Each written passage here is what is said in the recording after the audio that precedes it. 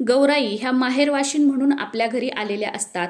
अनुराधा नक्षत्रावर गौराईंचं आपल्या घरामध्ये आगमन होतं। ज्येष्ठा नक्षत्रावर गौराईंची महापूजा केली जाते, गौराईंना महानैवेद्य दाखवला जातो आणि महाआरती केली जाते। व तिसऱ्या दिवशी मूळ नक्षत्रावर गौराईंचं विसर्जन केलं जातं। म्हणजे हा जो सण असतो तो 3 दिवसांचा असतो। पहिल्या दिवशी गौराईंचं आगमन, दुसऱ्या दिवशी महापूजा आणि तिसऱ्या दिवशी गाठी पाडून गौराईंचं विसर्जन केलं जातं।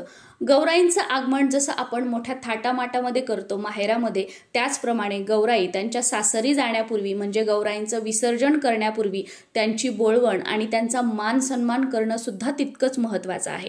तुम्ही महापूजा, महानैवेद्य, महाआरती केली म्हणजे गौराईंचा सण झाला का? तर नाही। या 3 गोष्टी केल्याच्या नंतर गौराईंची आरती आपल्याला आवर्जून करायची आहे। आणि सर्वात महत्त्वाचं, या 3ही दिवशी गौराईंच्या हातामध्ये आपल्याला पानाचा विडा म्हणजे तांबूल आवर्जून द्यायचा आहे। गौराईंची ओटी आणि तांबूल याशिवाय कोणत्याही देवीची किंवा गौराईची पूजा जी आहे ती अपूर्ण आहे। आता चुकून समजा महापूजा झाल्यानंतर तुमच्याकडून पानाचा विडा गौराईला देणं शक्य झालं नाही, तर तुम्ही तिसऱ्या दिवशी जेव्हा सकाळी आपण गाठी वगैरे पाडतो तर त्यावेळेला ती पूजा झाल्यानंतर गौराईच्या हातामध्ये तुम्ही पानाचा विडा दिला तरी सुद्धा चालतो।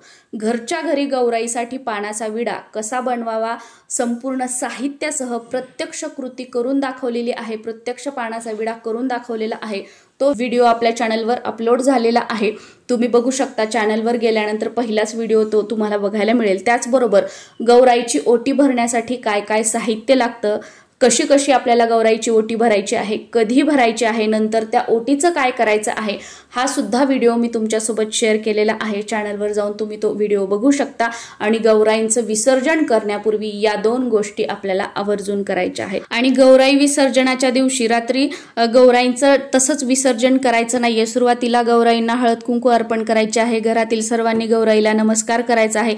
या 3 दिवसांमध्ये तुमच्याकडून जर काही चूकभूल झाली असेल तर त्याबद्दल क्षमा माफी मागायची आहे। आणि जी काही आपण सेवा केली आहे ती मनापासून केली आहे त्याचा स्वीकार करावा अशी प्रार्थना करायची आहे। त्यानंतर आपल्या उजव्या हातामध्ये थोड्याशा अक्षदा घ्यायच्या, विसर्जन मंत्र म्हणायचा, त्या अक्षदा सर्व गौराईंच्या डोक्यांवर गौराईंवर अर्पण करायच्या। आणि त्यानंतर मग आपल्याला गौराई ज्या आहेत त्यांचं विसर्जन करायचं आहे, गौराई हलवायच्या आहेत, सर्व साहित्य वगैरे काढून घ्यायचं आहे। आणि मखर जे आहे ते त्याच दिवशी लगेच काढायचं नाही, घर लगेच आवरून ठेवायचं नाही। दुसऱ्या दिवशी आपल्याला घर जे आहे ते आवरून ठेवायचं आहे आणि मखर वगैरे सगळं काढायचं आहे। गौराई विसर्जनाचा मुहूर्त 2 सप्टेंबर 2025 रोजी रात्री 9:30 वाजेपर्यंत आपल्याला गौरींचं विसर्जन करायचं आहे। 9:30च्या अगोदर केलं तर अतिशय उत्तम, पण जास्तीत जास्त 9:30 पर्यंत तुम्ही गौरींचं विसर्जन करू शकता।